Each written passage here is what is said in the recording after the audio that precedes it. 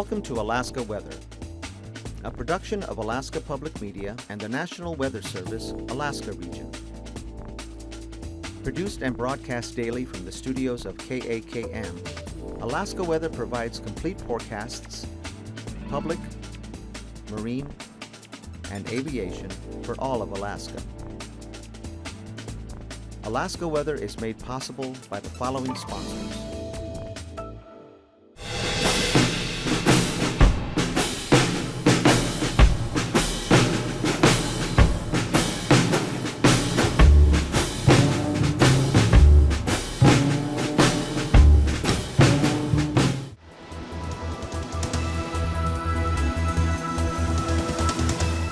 The National Weather Service. Good evening and welcome to Alaska Weather. I'm Sam Albanese from the National Weather Service. And to start with, in today's weather around the state, we do have a blizzard warning up until tomorrow evening for the Seward Peninsula region, Norton Sound area, for snow and blowing snow, reducing visibility, frequently below a quarter mile there. So some hazardous conditions there.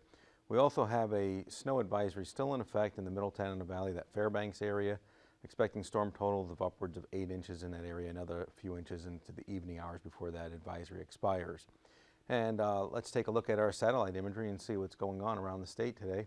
Starting with the satellite imagery over the North Pacific. We can put this loop in motion and you can see how the clouds are basically streaming down across the Bering Sea. The direction of these clouds is somewhat important because what's happening is the flow pattern, as you can see, is coming off of the Asian mainland. This is the cold air that's going to be coming into the state of Alaska over the next few days, and we're going to have a return to wintertime type conditions. Down south of the Aleutian Islands, here's the next system that's going to impact the central to western Aleutian Islands. It's going to bring a pretty good shot of wind to the region, potentially some blizzard conditions in the extreme western Aleutian Islands, but just short-lived as the warm air will come in and change the precipitation over to snow. Taking a look now at the Gulf of Alaska, the GOES satellite imagery over the Gulf of Alaska and the mainland. And here's what was kind of fueling the snow over the south central region today, as well as on up into the Tanana Valley. This frontal boundary kind of came through, somewhat of a cold front. The Susitna Valley area had significant amounts of snowfall, as well as the northern Copper River Basin, same thing on the middle Tanana Valley. So there was snow that spread across much of the state in this flow pattern. And as you can see, the southwesterly flow, it's bringing that moisture on up from the Gulf of Alaska, with the westerly flow aloft, bringing in the colder air that we're going to see intrude into the state over the next several days. Take a look at today's weather map. The south central region, the Kenai Peninsula had areas of snow and rain. In the mountains themselves, higher elevations, more snow up into the Susitna Valley and all along the Alaska Range, basically Paxton on over to Cantwell and Chalitna, anywhere from about 9 to 14 inches of snowfall accumulated there. Into southeast Alaska, however, stayed relatively warm and the precipitation stayed in the form of rain. Taking a look at the western coast of Alaska with this cold front swinging through, snow shower type activity along that cold front, some areas of blowing snow as well with the gusty winds. Snow over the Seward Peninsula region down through the Bering Strait, blizzard-like conditions across the Seward Peninsula. Also along the Arctic coast, snow is prevalent throughout the entirety of the Arctic coast, as well as the Brooks Range and the north slopes of the Brooks Range. Out into the Bering Sea, rather benign weather, but once this next system comes in, that'll change things, at least for the Aleutian Islands. But the overall flow pattern was that northwesterly type flow pattern, bringing in the showery type precipitation in the form of snow showers. By tonight, we will see the rain continuing in southeast Alaska and the northern panhandle itself, especially up into the Chilkoot White Pass area. Expect the precipitation to be snow in the pass, rain down into the Haines Skagway area. Rain along the North Gulf Coast, Yakutat over towards Middleton Island, but just on the other side of that cold front, expect snow showers throughout portions of Prince William Sound, as well as into the eastern Copper River Basin, even potentially across the southern portions and middle portions of Cook Inlet there. Some snow showers can be expected on the north side of the Alaska Peninsula in that northerly flow. Breaks in the clouds in the Bristol Bay area. Snow showers are going to persist over the St. Lawrence Island area down to the Yukon and Kuskokwim Delta, and then we expect snow with blowing snow over the Seward Peninsula for blizzard type conditions, and that'll be into tomorrow evening as well. Up along the Arctic coast, generally expect the snow to continue throughout the Arctic coastal region. Not a lot of snowfall accumulation up there, 1 to 3 inches at most, but generally speaking, most areas only about 1 inch. And here we can see in the Bering Sea our next system coming into the picture. We can see the warm front coming up.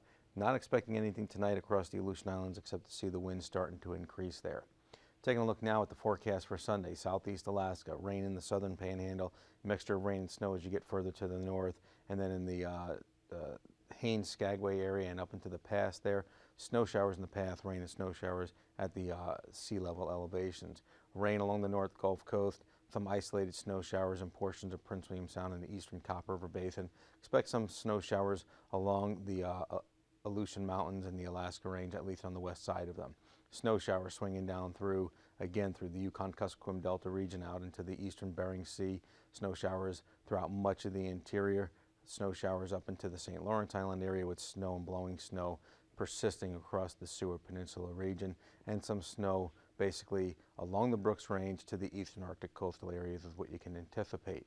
Taking a look now at the Bering Sea and our storm system that's coming into the Aleutian Islands, a rather compact low, not very deep in central pressure, but it is going to be producing some pretty good winds because of the tightening of the pressure gradient. Expect a mixture of rain and snow across the central to western Aleutian Islands as the moisture moves in. That will rapidly change over to just all rain throughout the day Sunday as the warm air continues its push to the north with that system. By Monday, southeast Alaska expects some snow in the northern panhandle as well as down to the Yakutat area. Some areas may see upwards of about 4 inches of snowfall there. Generally cloudy conditions in the southern panhandle, maybe a few isolated showers will persist. Along the North Gulf Coast, as this cold air comes streaming in, temperatures are going to be pretty cold by this point. We should be looking at temperatures Monday, or at least only getting into the teens. Low temperatures overnight Monday night, likely going to drop below zero across portions of south central Alaska. But the other thing that we're really concerned about with this is going to result in some strong winds coming down through the Chugach Mountains, what we call our outflow gap type winds, gusty conditions, and potentially could see some chilly wind chills with that. Generally clear cold conditions over the southwest portion of the state, right on up into the Copper River Basin and the eastern interior. Some snow showers are going to persist up into the upper Yukon Valley to the middle Yukon Valley. Scattered snow showers up along the Brooks Range and the north slopes of the Brooks Range, and then into the Bering Sea and the Aleutian Islands. We have our strong low pressure system, not a deep low pressure system, but it is going to be producing some windy conditions. Rain and snow mixed into the eastern Aleutian Islands, becoming all rain. Predominantly rain, maybe mixed with snow early on Monday morning in the central Aleutians, and out into the western Aleutian Islands. That's where the warm air won't persist as much. You'll see some cold air wrapping back around into that, a mixture of rain and snow throughout the day for that region. For temperatures around the state today, southeast Alaska in the 40s right on up to the Yakutat area, mid 30s to low 30s in Prince William Sound, mid to upper 30s to even low 40s in the Cook Inlet region, rather warm conditions there, mid 30s into the Copper River Basin, 20s and 30s into the eastern interior region of the state and even into the central interior region. Rather warm conditions, but that will all be changing. Along the Arctic coast, temperatures generally right around 0 to 10 below zero, generally speaking. Same thing as we move on over towards the Seward Peninsula. Single-digit readings were prevalent throughout the region today. Teens as we move on down to the Yukon Delta, and as we get on over to the Kuskokwim Delta in the 20s. Bristol Bay region saw temperatures generally in the mid-30s. Same thing along the Alaska Peninsula, mid to upper 30s there, low 30s in the Pribilof Islands, and out across the Aleutian Islands, low to mid-30s is what we were seeing this afternoon for the temperatures today. For our low temperatures tonight, expect temperatures to be in the low 30s to low 40s throughout southeast Alaska. Cooling conditions across the south central region. As that cold front swings through, temperatures should be dropping down into the teens, even single digits in the Copper River Basin, 20s along the Kenai Peninsula, even into Kodiak Island, teens across the Bristol Bay area, 20s to low 30s across the Alaska Peninsula, low 20s in the Pribilof Islands. And then you can see as we move on up into the western portions of the state up towards the Seward Peninsula and Bering Strait, temperatures not really dropping much, staying in the single digits below zero. Minus teens along the Arctic coastal areas, particularly from Barrow to the west. So pretty cool conditions are what we're going to be seeing for the low temperatures for tonight. And temperatures across the Aleutian Islands, upper 20s to lower 30s is what you can expect there. By tomorrow, southeast Alaska is still generally pretty warm. Temperatures expected to be basically in the upper 30s to mid 40s there. Along the North Gulf Coast here in the south central region, not nearly as warm as what we've been seeing today. In fact, some of the temperatures around the Anchorage area today were into the low 40s. Tomorrow, only expect temperatures to be making it into the upper 20s. Same thing up into the Susitna Valley, Copper River Basin, low to mid 20s. And the thing that you're going to have to be careful about for anybody that's going to be traveling in these areas, that there's going to be some pretty icy conditions. As the warmer conditions today, you're going to see whatever precipitation fell become very icy. Temperatures into the interior in the teens to low 20s. Up to the Arctic coast, you can see we're not expecting much warming at all for tomorrow, staying generally below zero throughout the majority of the Arctic coast. Teens as we get on over to the southwestern Alaska, 20s in the Bristol Bay area, 30s across the Alaska Peninsula, as well as the Aleutian Islands, and temperatures in the Pribilof Islands only making it into the upper 20s for tomorrow. Flying weather, expect some marginal conditions throughout much of southeast Alaska to the North Gulf Coast, basically Cordova east. Cordova more than likely is going to be more VFR than marginal. Expect marginal conditions over into that Bristol Bay area in the Auckland Mountains and the Kilbuck Mountains on the north side of the Alaska Peninsula and those snow showers. Expect some marginal conditions basically in the Kotzebue Sound area, although with the blizzard conditions, I didn't catch it on my map here, but probably going to see some IFR conditions as well until those blizzards end. And marginal conditions basically central interior on up across the Arctic coastal regions, and marginal to IFR conditions with our next system, and that'll be later in the day for the central to western Aleutian Islands. For our passes tomorrow, expect marginal conditions for Anaktuvik Pass as well as Adigan Pass, generally because of the snow or snow showers. Lake Clark Pass as well as Merrill Pass expect VFR conditions, and also expect VFR conditions as we continue along the Alaska Range to Rainy Pass. Mentasta Pass, however, Windy Pass is going to be VFR now. As we move on over to Isabel Pass, marginal conditions, because we are expecting some of the snow to persist along the Alaska Range and snow showers, so it'll be up and down, quite variable, marginal or VFR at times. Mentasta Pass, same thing, marginal, VFR at times. It's snow showery type weather, so it'll go up and down quite a bit. Tahneta Pass, expect that to remain VFR there. Portage Pass, VFR, sometimes it'll be marginal VFR in snow showers, and then down into southeast Alaska, marginal conditions, even some IFR conditions at time in the snow is what you should anticipate there. For our freezing levels around the state, at the surface throughout the mainland, to about 2,000 feet as we get on down into the southern panhandle, at the surface across the Alaska Peninsula, and then sloping up to 2,000 to 4,000 feet as we move on out into the Aleutian Islands.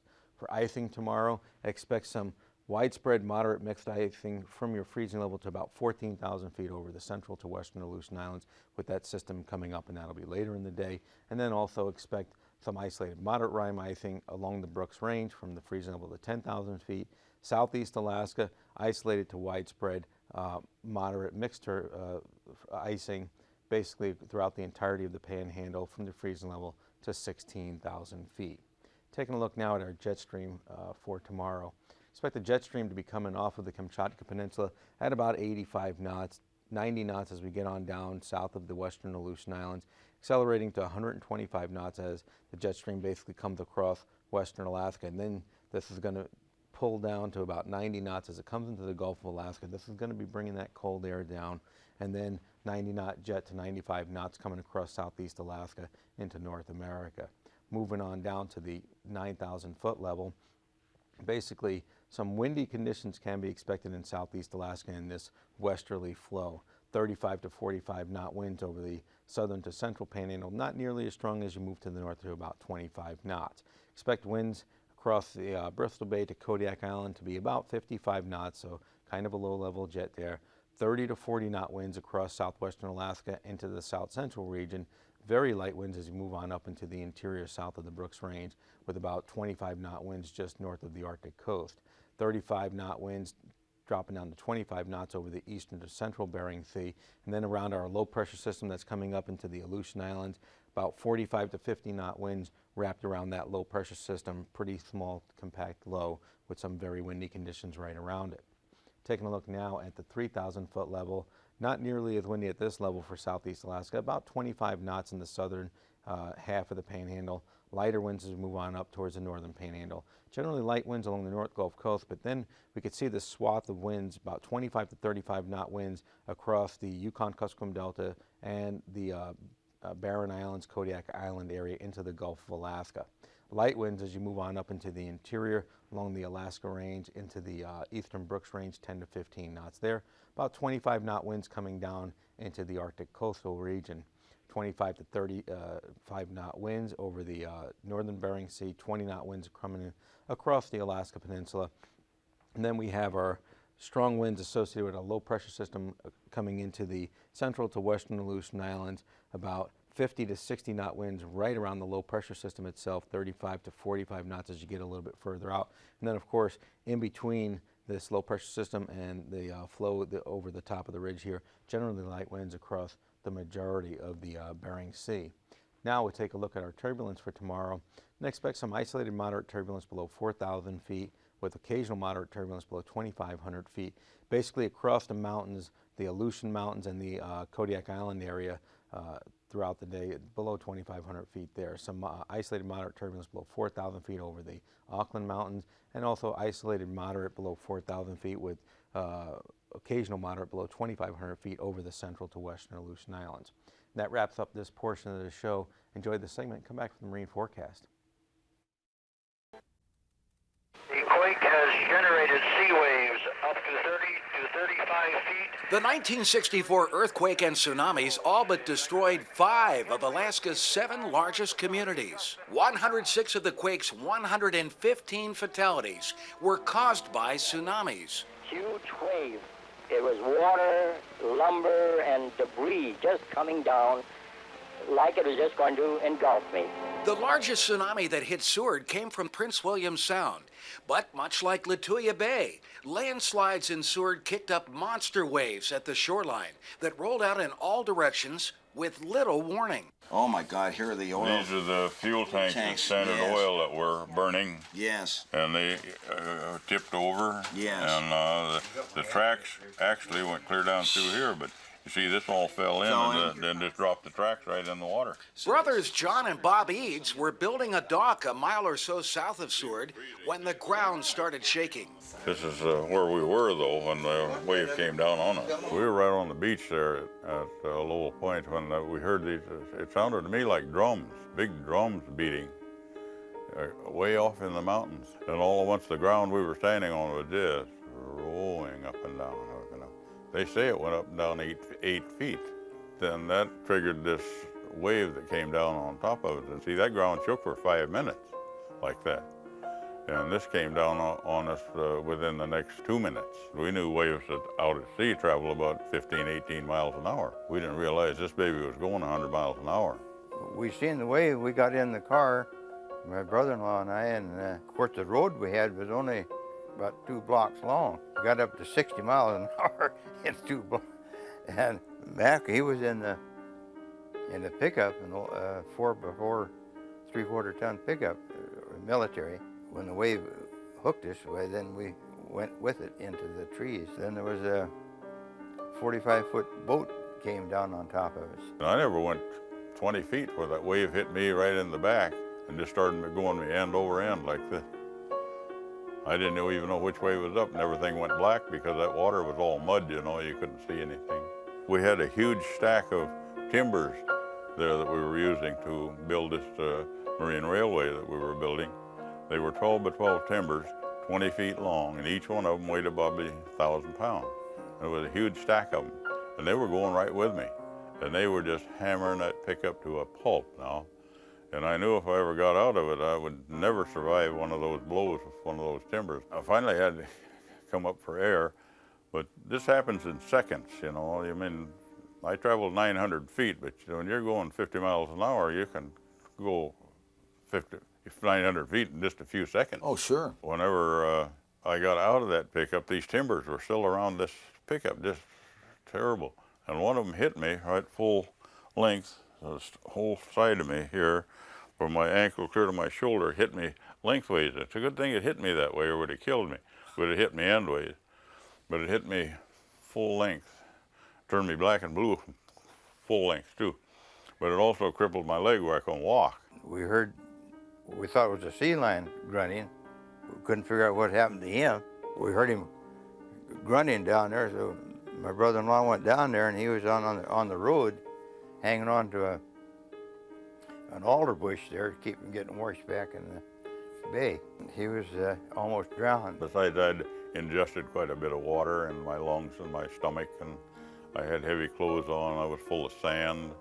I weighed 200 pounds, but I probably weighed 300 pounds. Finally, I just laid there, and I couldn't even yell or anything. I just made a grunting noise, and that's what they heard. They got me out of there in good shape, or the next wave would have got me. Several weeks went by before Bob remembered he'd been filming the burning oil tanks with his 8mm camera just before the wave hit. He told journalists from Life magazine about it, and the search was on for that film. In that submerged car that I was in, my movie camera was in there. And about 3 weeks later, I got the movie camera back, out of it, and put it in the bathtub and washed it out. It was full of mud and sand and stuff, salt water. They sent the film to a lab in California that analyzed every soggy frame. And they blowed up each frame, and they knew the speed of the camera, of the 8mm, and from that they could tell the heights and the speed of that wave. And what did they say? It was about 125 feet high, and it was traveling at about 100 miles an hour. Though there was nothing funny about coming face to face with a life-threatening tsunami, the Eads brothers had to laugh about a note that came back with Bob's film. They had a note in there that said, "This film has been wet. In the future, if you want good pictures, keep your film dry." And we got a kick out of that because we didn't have much choice. There were other laughs along our tsunami journey. You don't want to miss the fishing styles of the Bears of Katmai. Welcome back, and we'll start by taking a look at the ice edge before we get into our marine forecast. There's still ice in Cook Inlet, basically down to just north of the Calgan Island area. Now out into the Bering Sea, you can see the ice edge basically runs along the Yukon Cuskon Delta coast, Nunivak Island area out to the St. Matthew Island region, and as the cold air starts to sweep back down into the picture over the next few days, expect the ice edge to make a push to the south again.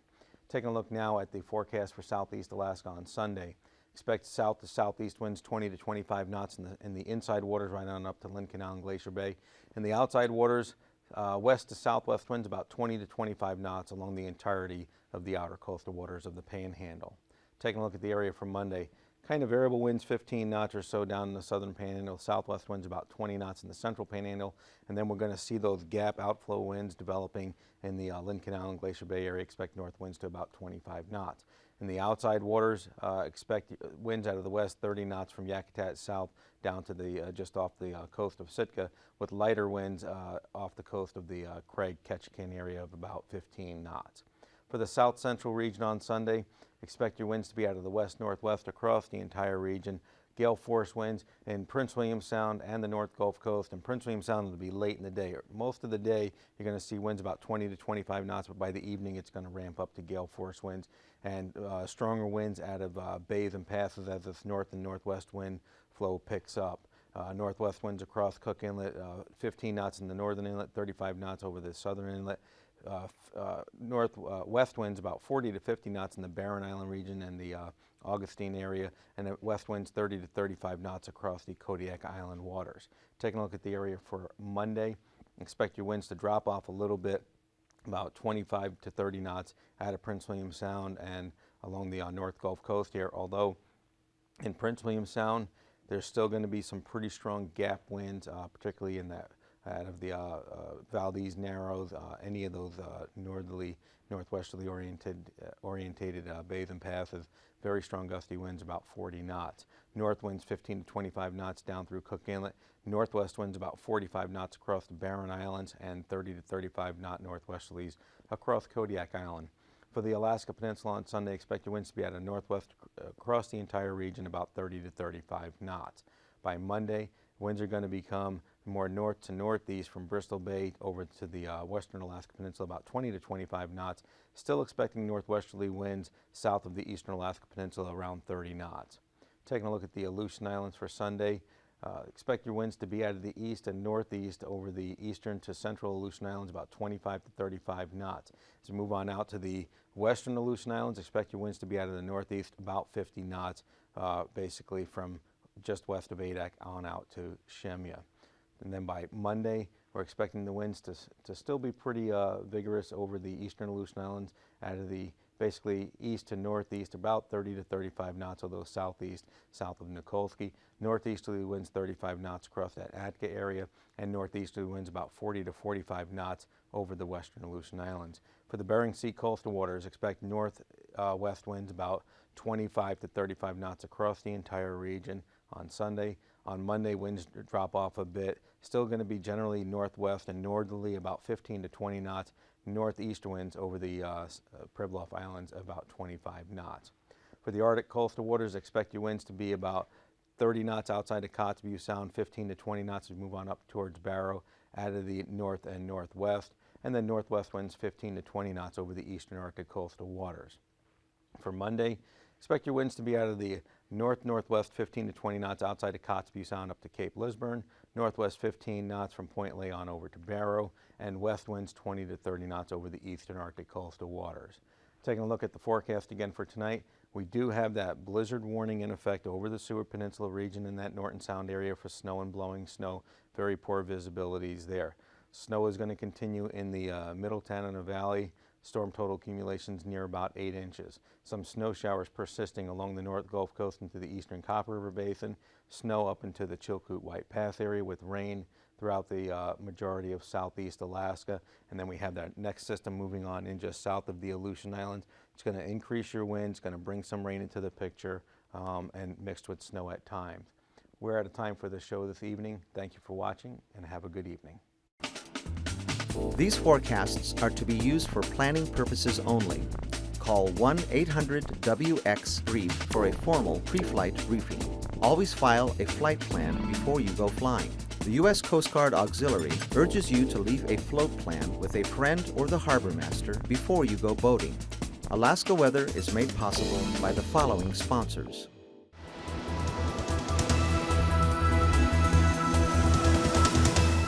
The National Weather Service.